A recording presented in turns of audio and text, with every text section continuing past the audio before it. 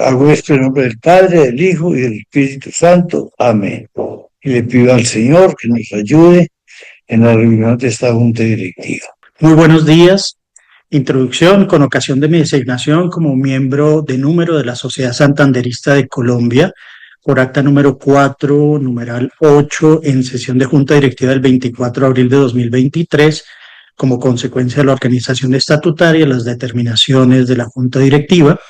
Es para mí un placer dirigir a ustedes estas breves palabras para recibir la honrosa exaltación mencionada como egresado del glorioso, por reciente ley, Colegio de Boyacá, pionero de los colegios santanderinos. Primero, la República en su hora cero. Se ha dicho con razón que las repúblicas no nacen de súbitos arrebatos de libertad, sino de la lenta y ardua edificación de instituciones. Las gestas militares conquistan territorios, pero solo las leyes conquistan el porvenir. Al concluir la Guerra de Independencia, América Latina se debatía entre la euforia del triunfo y la incertidumbre del orden, cuyo líder fue el organizador de la victoria y padre de la logística, Francisco de Paula Santander. El discurso histórico suele rendir culto al fulgor de la espada. Sin embargo, como advirtió Mario Vargas Llosa, comillas, cuando los caudillos reemplazan a las instituciones, lo que comienza es la larga noche del despotismo, el llamado de la tribu, cierro comillas. En ese sentido, Santander, más que Bolívar, encarnó el ideal moderno de la libertad regulada, de la república ordenada, de la legalidad como fundamento de la convivencia. Hoy, más que recordar sus hazañas, es urgente recuperar su legado civilista. Porque en tiempos donde la ley se torna mera sugerencia y el capricho político suplanta la norma, el ejemplo de Santander resplandece como una advertencia y una esperanza. Sin legalidad no hay república. Sin orden no hay democracia ni libertad, y eso lo supo Santander desde los claustros de San Bartolomé. Segundo, el Estado de Derecho y la educación de la libertad.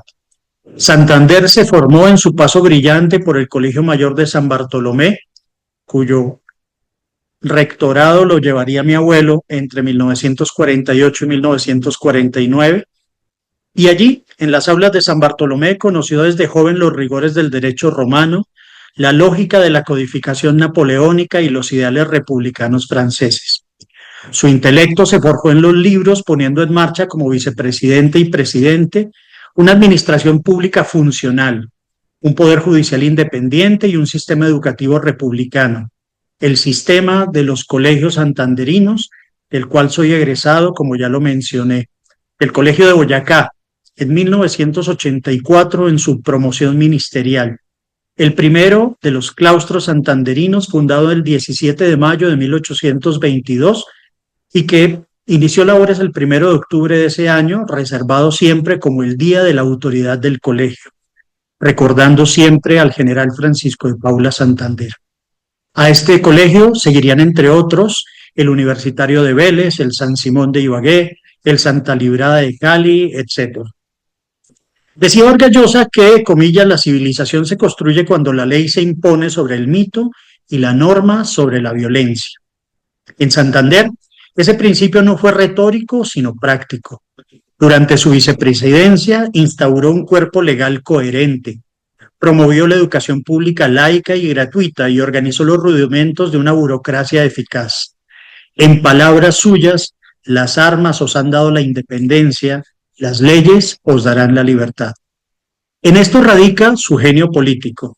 Entendió que sin normas claras, sin códigos civiles y penales, sin tribunales independientes, sin escuelas que instruyeran ciudadanos libres, la república sería una ilusión romántica condenada al fracaso. Mientras muchos se embriagaban con la idea de la patria, Santander trabajaba silenciosamente en el alfabeto de la ley. Tercero, Bolívar y Santander, el choque de visiones.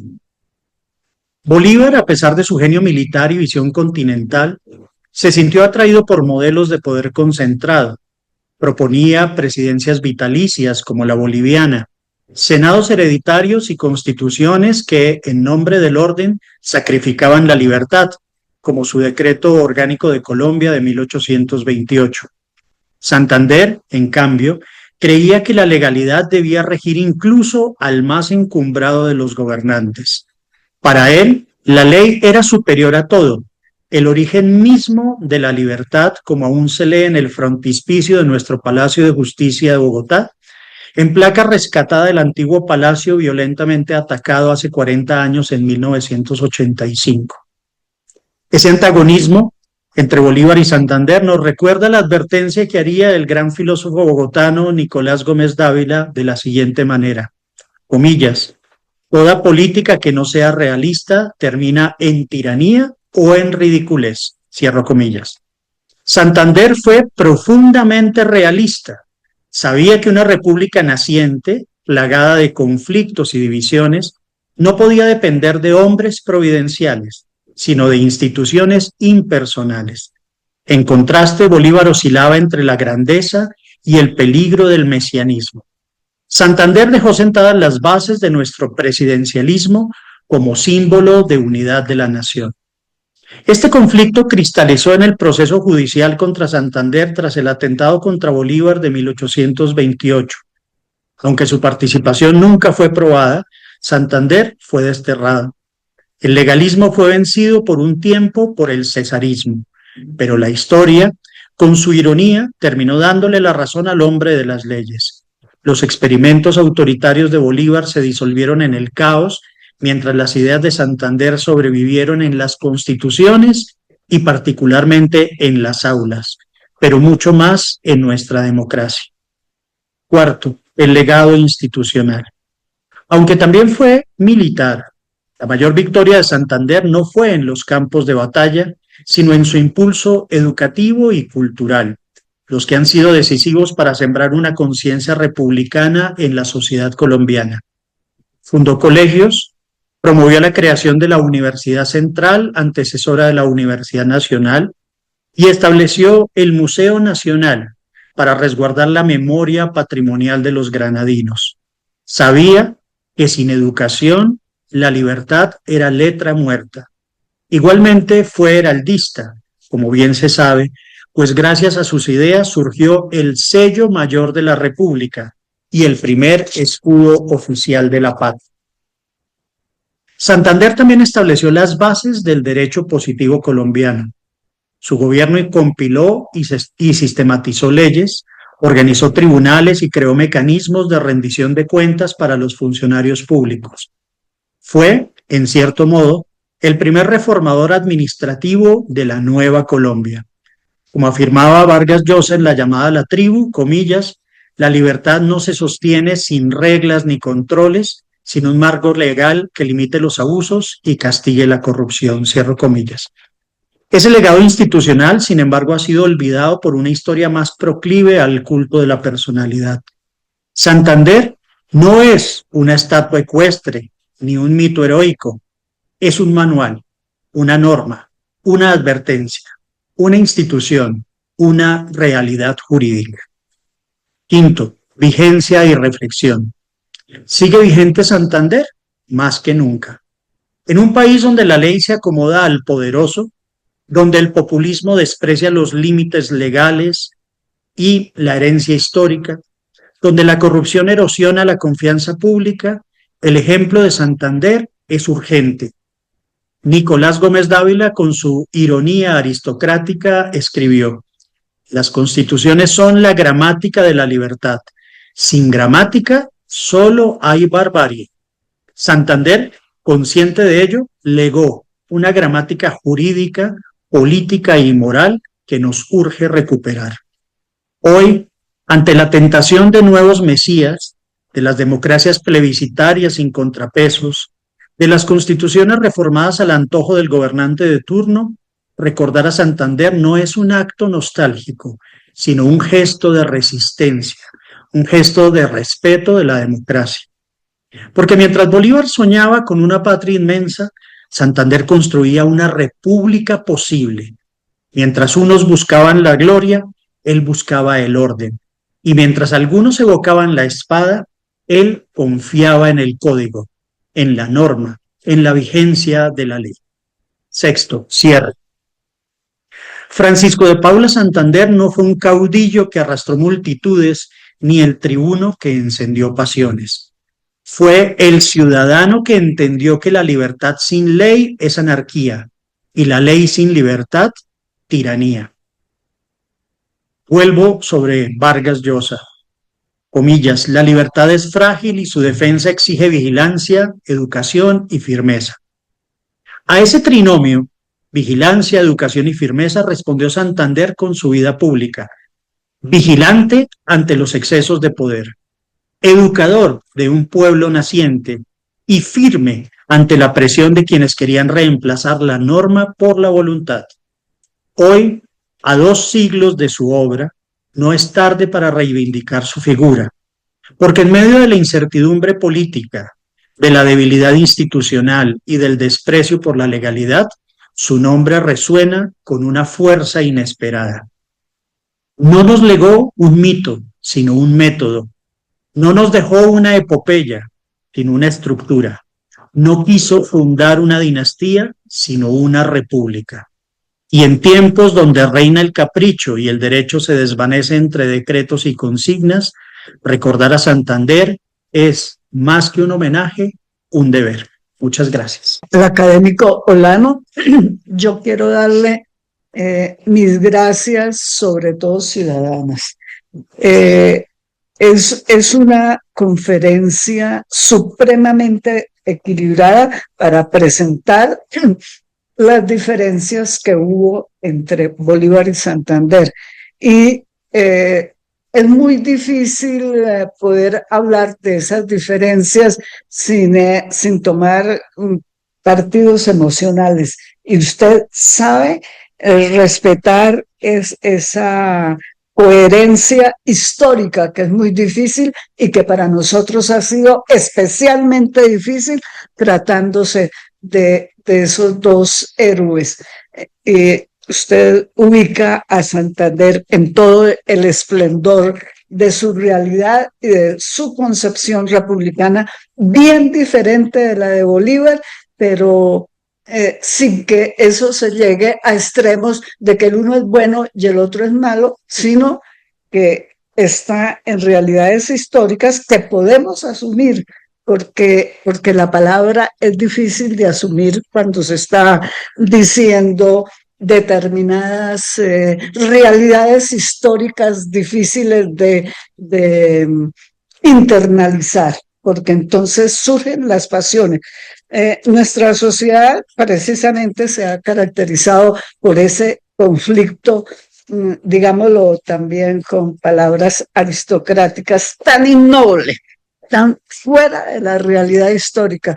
Y es la primera vez que yo oigo una disertación que sabe ubicar las cuestiones en la realidad histórica y en todo lo que representó Santander, y además también podemos ubicar las cuestiones que atravesaban a Bolívar desde su concepción de la grandeza, sobre todo en su época dictatorial. Que bueno, fue hacia el final. Entonces hay que reconocerle a Bolívar que se aguardó, por así decirlo, hasta el final de su vida. Ya después sí quería hacer todo lo que su dictadura promocionaba, y sobre todo quiso asesinar a Santander, y eso hay que decirlo, porque esa mandada a la cárcel y haberlo metido allá en Cartagena, en esa fortaleza inhóspita y húmeda, cuando ya Santander decide presentarle una petición a Páez. Lo hace porque es que está al borde de la muerte, y ya el cuñado ya no podía hacer nada si no se sacaba de allá, y no se podía sacar.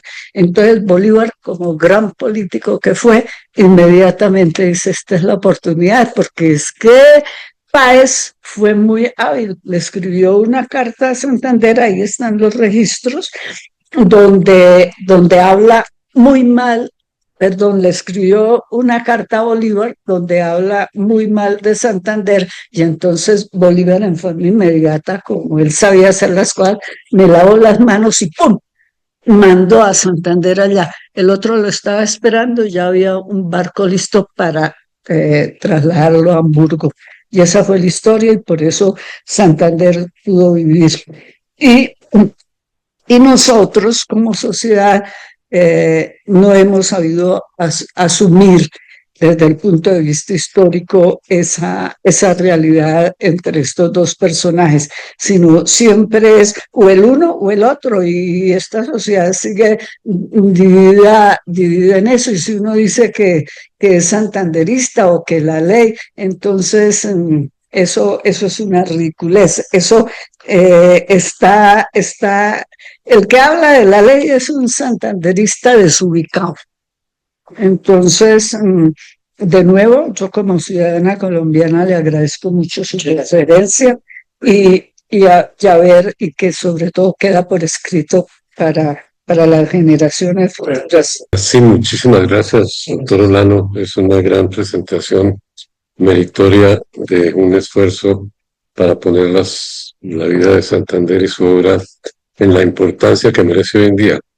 Es importante resaltar que pues, las historias dan vuelta y siguen los hechos primordiales presentes.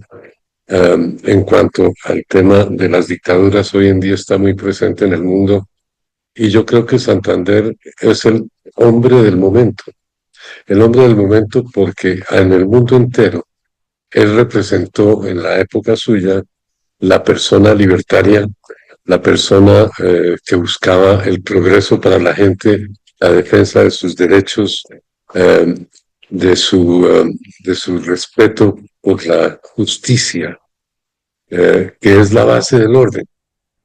Lo único que le añadiría en ese sentido, cuando usted nos enunció varias razones como la justicia, la justicia, el orden comienza por la justicia.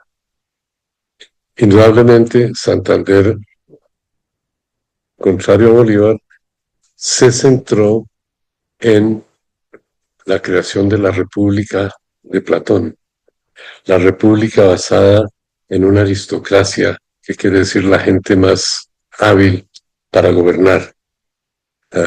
Indudablemente es importantísimo hoy en día que el mundo entero tenga presente lo que en algún país del mundo todavía existe, y es la importancia de que cada persona esté preparada para gobernar.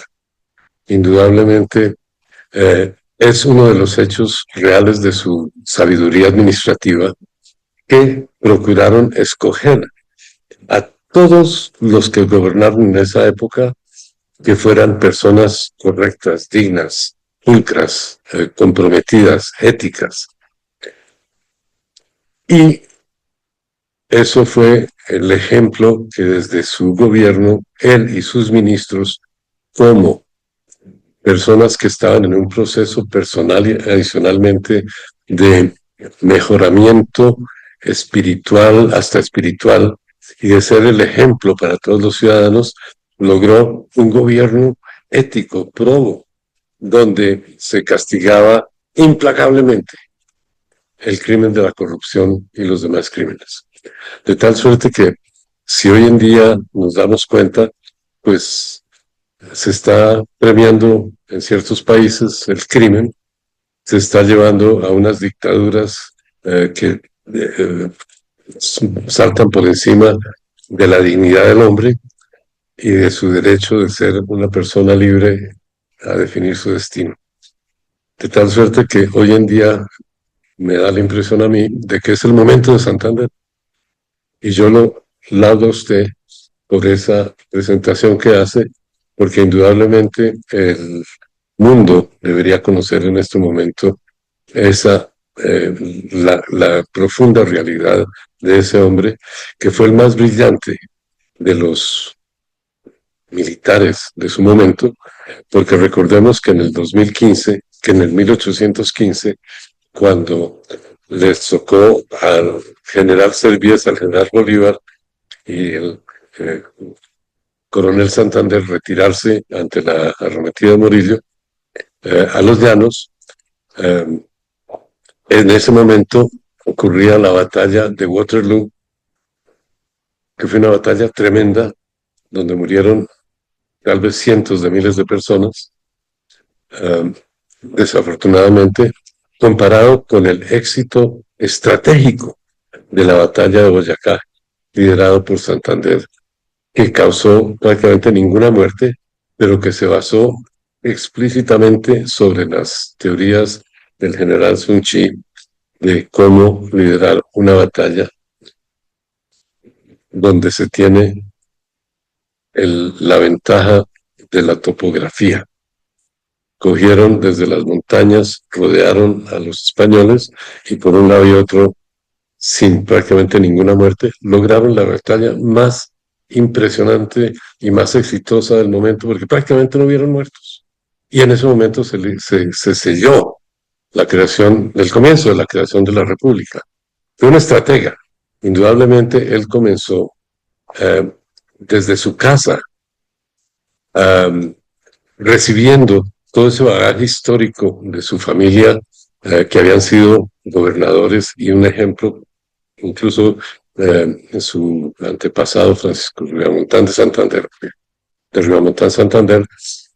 elegido por el rey para poner orden en la provincia de Santa Fe, la provincia de Santa Marta, la provincia de Centroamérica y la provincia de Los Quijos, o sea, el Ecuador. Ese ejemplo lo llevaba en la sangre, y esa capacidad estratégica y el carácter de una persona respetuosa del orden y de la corrección, de la ética, y la habilidad para manejar personal. Cuando él estuvo en los llanos, él organizó a todas esas bandas de bandoleros, que por un lado y otro, cada cual estaba haciendo lo suyo, pero en una forma descoordinada y absolutamente irracional.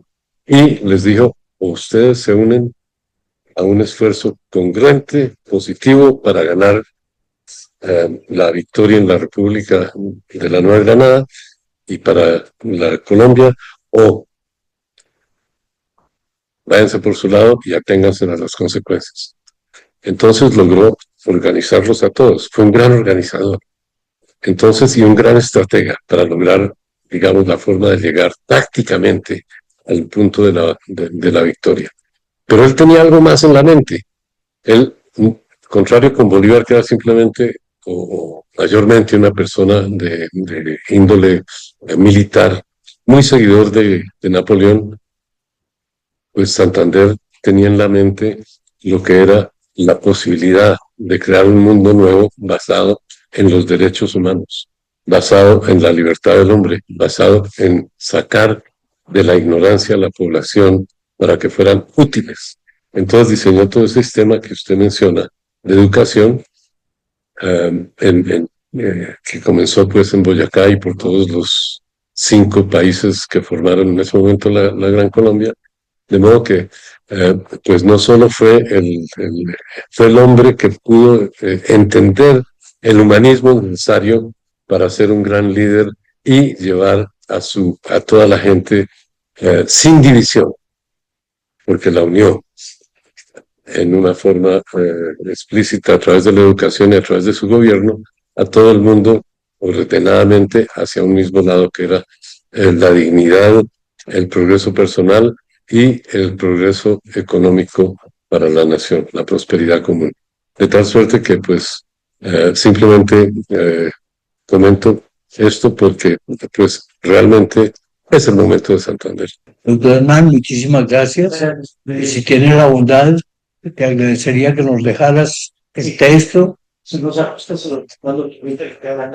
Muy bien. Si tienes que añadir algo, pues hazlo, porque veremos a ver cómo, no ya, pero pronto daremos publicidad tanto al trabajo del doctor Felipe del otro día como al tuyo de hoy, y a otros. Y hasta yo decía, qué bueno también que ustedes escribieran un comentario, y podríamos ver que son como los primeros ecos, que las palabras del doctor Hernán despiertan aquí en la academia como oficialmente. No sé, Carlos, ¿qué tienes que decir? La libertad, pues por sí sola no funciona. Se necesita que exista la ley y aunque pueda resultar incómoda y todo, finalmente pues es la garante de nuestra libertad. Y eso creo que es un tema, es lo que creo tenemos que empezar a inculcar, tanto desde esta academia y básicamente pues esto que tenemos que fortalecer en la educación, ese aspecto, ese respeto, esa creencia en la ley, eso puede alimentar una buena cultura para las futuras generaciones. Entonces, por eso valoro bastante este trabajo. Gracias, Padre Diego. Doctor Hernán, realmente magnífica la intervención de este día, sobre todo porque rescata el espíritu civilista del general Santander. Precisamente eso era lo que nos recordaba ahora don Camilo Santander, nuestro vicepresidente, que es el espíritu civilista. Claro, todas estas cuestiones pues tienen algún tipo de, digamos, de tensión, porque como pues la libertad no se podía lograr en ese momento y la independencia de la República solamente por las vías, llamaríamos hoy diplomáticas, sino también hubo precisamente un tránsito a través de la guerra. Pero precisamente esa guerra de independencia, esa batalla de independencia, pues estaba consolidada por el triunfo de la ley y el imperio de la ley, que como usted bien dice, pues precisamente supera la barbarie, ¿no? Ese creo que ha sido un punto, y en lo que se expresó Santander precisamente con la educación era eso. Lo reflexionábamos el otro día, que cuando la Constitución exigía que para poder votar y ejercer los derechos civiles y políticos se tuviera un grado de educación, Santander no amplió por sí mismo el sufragio, sino lo que hizo fue procurar que todos fueran educados para que todos fueran ciudadanos. Y ese creo que fue el primer y más importante esfuerzo del general Santander. No obstante, los romanos bien decían, la obra de la guerra es la paz, y si quieres la paz, prepárate para la guerra. Entonces, claramente Bolívar lo que hacía era cuidar las fronteras, consolidar las bases de las repúblicas, pero pues todas estas obras claramente se verían acabadas por el esfuerzo del general Santander, que llevó pues, realmente toda su perfección. Santander, como todos sabemos, pues no fue propiamente abogado. Él terminó o alcanzó casi a terminar los estudios de jurisprudencia, no alcanzó a recibirse, pero tenía la formación precisamente jurídica para dar todos los decretos que en su momento dio a la República y con los que organizó sobre todo el departamento de Cundinamarca, que después sería la República de la Nueva Granada, que él tuvo a bien presidir. Haría una observación, y es la, digamos, distinción entre lo que es históricamente el Colegio San Bartolomé y el Colegio Mayor de San Bartolomé, que usted hizo referencia porque precisamente fue el lugar donde se educó el general Santander al final de su formación. Y es que el colegio que hoy llamamos Mayor de San Bartolomé, que está ubicado en el costado suroriental de la Plaza de Bolívar, en algún momento la Plaza Mayor de San Juan, históricamente no se corresponde con el Colegio San Bartolomé que fundaron los jesuitas cuando llegaron aquí a Santa Fe, que después se llamó Bogotá.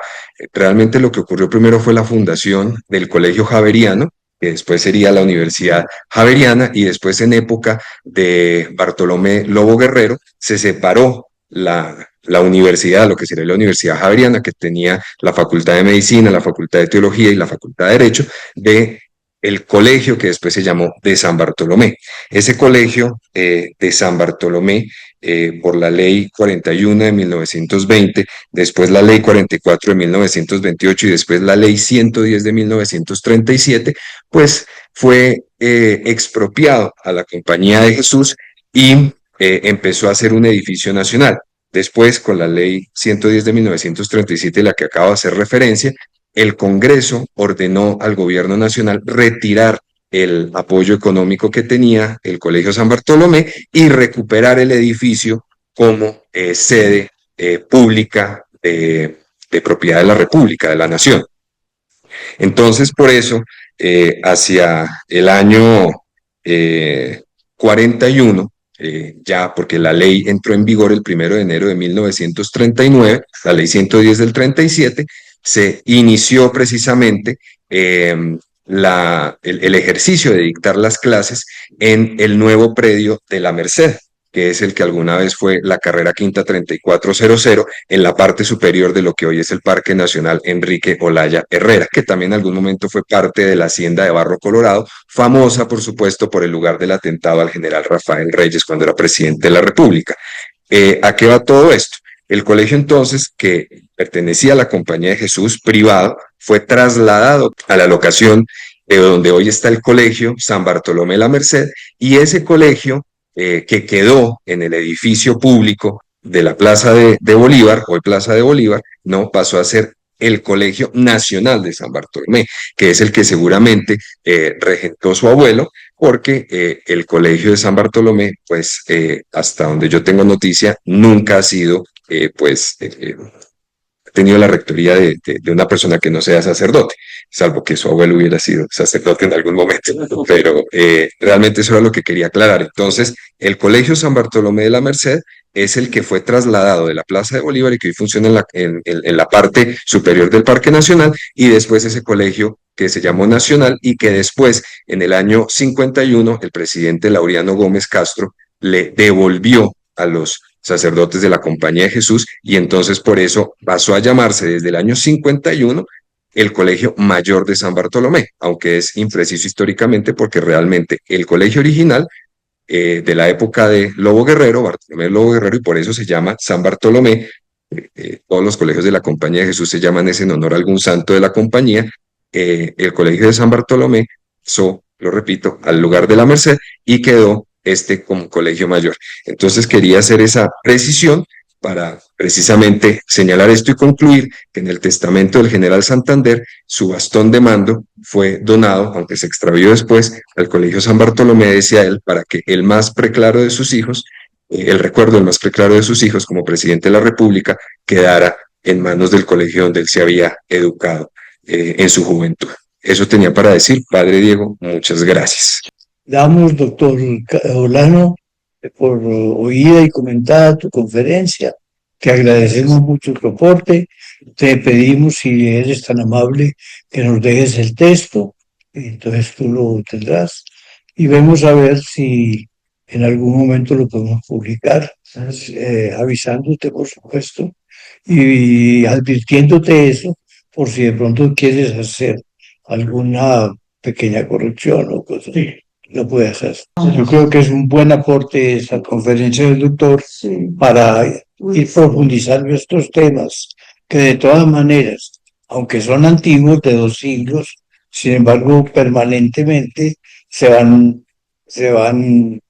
teniendo en cuenta para las circunstancias actuales. Pero yo creo que en parte eso es lo que justifica esta academia, que nosotros después de tanto tiempo sigamos conversando, sigamos inspirándonos en lo que él hizo, sigamos defendiéndolo y sigamos diciendo las ideas que él vivió, tienen hoy todavía mucha vigencia y por eso las asumimos y tratamos de difundir.